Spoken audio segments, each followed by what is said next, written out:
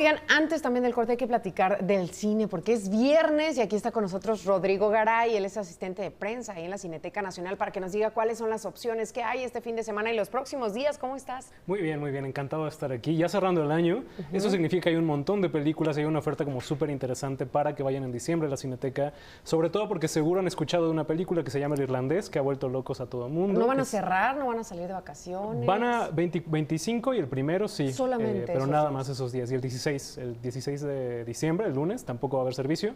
Los demás días va a haber servicio normal, entonces ahí está como una oferta enorme de películas. Buen ¿no? momento para aprovechar entonces las vacaciones. Exactamente. Y justo comentaba lo del Irlandés porque es una película que ha sido un fenómeno enorme del cine de gangsters, y este fin de semana, a partir de mañana, van a poder ver una película de Martin Scorsese que hizo hace ya casi 30 años, que digamos que es el vínculo con el irlandés, que se llama Goodfellas o Buenos Muchachos en español. Es un clásico del cine, es una película de 1990, protagonizada por Robert De Niro, por Joe Pesci, que también aparece en el irlandés ahora muchos años después, y que cuenta la historia de un joven que vive en Brooklyn, que se empieza a encantar un poco con el mundo de la mafia italiana ahí en Estados Unidos. Él tiene ascendencia irlandesa, justamente, y digamos que desde muy chico se empieza a juntar con malas personas, empieza a conocer a los contactos indicados para ser todo un criminal en su barrio. Ese contacto es Robert De Niro, que vemos ahora en pantalla. Y bueno, poco a poco es una película que juega un poco con el dinamismo de los criminales, con el encanto, porque además son gente súper carismática, ¿no? Robert De Niro es un personaje como súper encantador, pero poco a poco y mientras avanza la película te das cuenta que todo esto empieza a tener estragos en su vida social, en su vida familiar y eventualmente en su psicología, ¿no? Es apología del delito. Sí, exactamente. Entonces terminas un poco encantado por las cosas que le pasan. Es una película súper divertida, además, es una especie de comedia, pero en la segunda mitad todo se empieza a poner un poco más oscuro y te das cuenta que su vida pues ya está en apuros, ¿no? Si vieron El Lobo de Wall Street, es una cosa muy similar.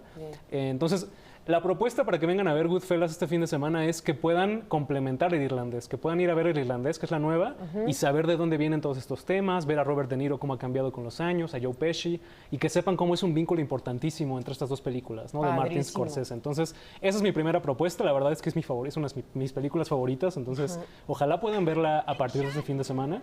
Pero también la verdad es que tenemos estrenos, bueno, un estreno nacional que también está bastante sonado, de un director que cada vez va ganando más fuerza, que es Harisama. Él es mexicano y le interesa muchísimo como contar su vida personal a través de su cine, ¿no? Él es alguien que ha vivido una serie de cosas tanto muy interesantes como muy dolorosas.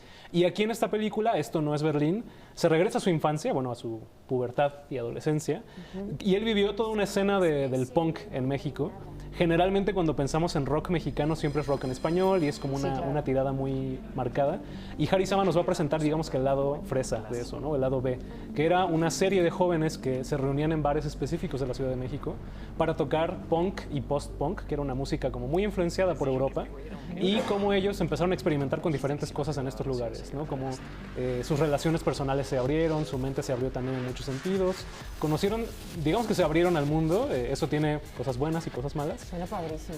Es una película muy íntima, igual y suena como muy juvenil, pero todo está inspirado en la infancia del director, cómo vivió en los 80 en la Ciudad de México, cómo se metió con esta gente, qué bandas salieron de ese tipo de círculos, y al final cómo él creció en esos lugares, ¿no? Cómo además México pasaba por un momento muy duro y como muy rígido, y los jóvenes trataban justo de darle la vuelta con libertad, con música y con otro tipo de experimentos, ¿no? Entonces, pues es una película de adolescentes, una película muy juvenil, y que si les interesa ver cómo era México en ese entonces, ahí un está. México exacto, ¿no? Plasmado. No muy conocido, pero ahí está. Y la otra película que les iba a proponer es una película francesa de un director ya muy reconocido que es François Ozon.